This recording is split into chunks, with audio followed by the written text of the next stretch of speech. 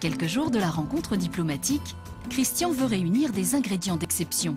Il est prêt à faire plusieurs centaines de kilomètres pour y parvenir. Aujourd'hui, il emprunte le chemin de Modène, au nord-est de l'Italie, où il sait qu'il trouvera ce qu'il y a de meilleur et de plus rare. Je serais prêt à parcourir la terre entière pour trouver le petit produit exceptionnel qui ferait plaisir au prince et dont le prince serait très fier de pouvoir présenter à ses invités lors de repas particuliers. Nous ne sommes pas nos limites sur le budget de la cuisine. On essaie d'être raisonnable par nous-mêmes, tout en sachant que la qualité se paye aussi.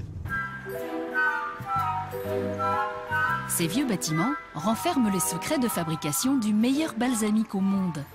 Un savoir-faire transmis ici de père en fils depuis 1871. Giovanni est le patriarche de cette vinaigrerie très prisée des grands chefs. Bonjour Christian. Oui, c'est toujours un plaisir. Nichée au cœur de 8 hectares de vignes, la propriété des Leonardi vit au rythme des vendanges et des airs interprétés par Luciano Pavarotti, l'enfant du pays. Oh. Qu'est-ce qui se passe là? On chante hein?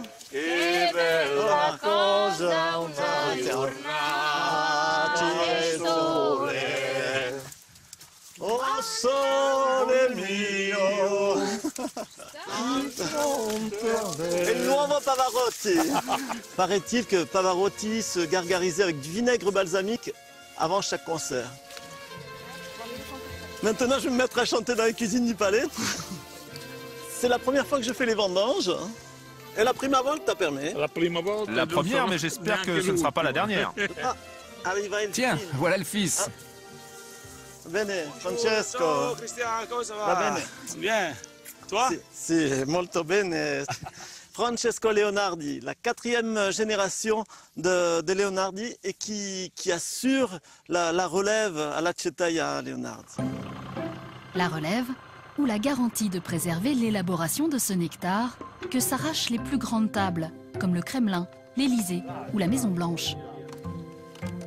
À l'origine de ce vinaigre balsamique ancestral, un raisin très sucré. Une recette immuable depuis le 19e siècle, le jus de raisin est cuit pendant de longues heures avant d'affronter les décennies dans les 3000 fûts de la vinaigrerie.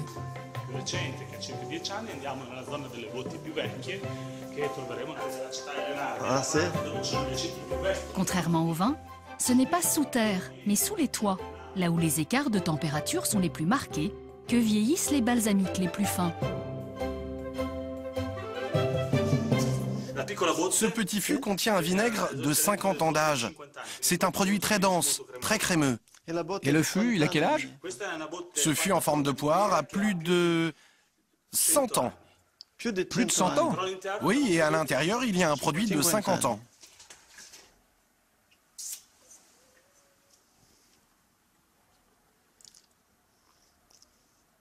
Très épais. Dense. Comment tu le trouves? En fait, non, de vinaigre balsamique, il n'y a vraiment rien de vinaigre. C'est vraiment que de la douceur. C'est très délicat. C'est un goût très fin. Et un élixir. C'est un élixir. Un élixir, oui. Très bon pour la digestion. Un élixir d'amour. Oh là là. Tu connais l'histoire de Casanova? En Italie, il offrait à ses fiancées une fiole de vinaigre balsamique pour les conquérir.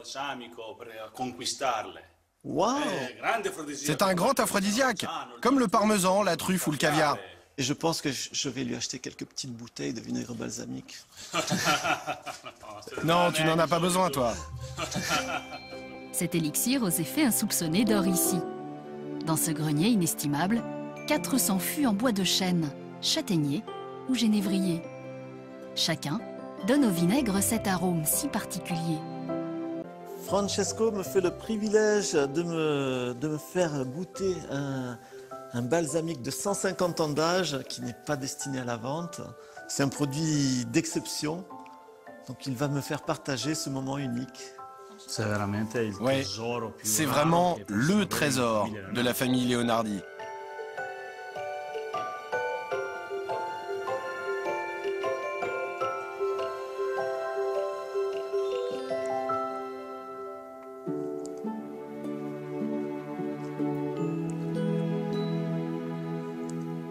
C'est bon? C'est... Grazie Francesco. C'est vraiment un produit exceptionnel. Ça n'a pas de prix. C'est un produit trop précieux. On préfère l'offrir éventuellement dans de minuscules bouteilles. Mais pour donner un ordre de prix d'un balsamique très vieux, un vinaigre de 100 ans d'âge, on peut parler de 7 000 € le litre. Un litre d'or noir qui aura nécessité 1000 litres de jus de raisin 100 ans plus tôt. Buonissimo, hein? Christian est l'un des meilleurs clients de la maison.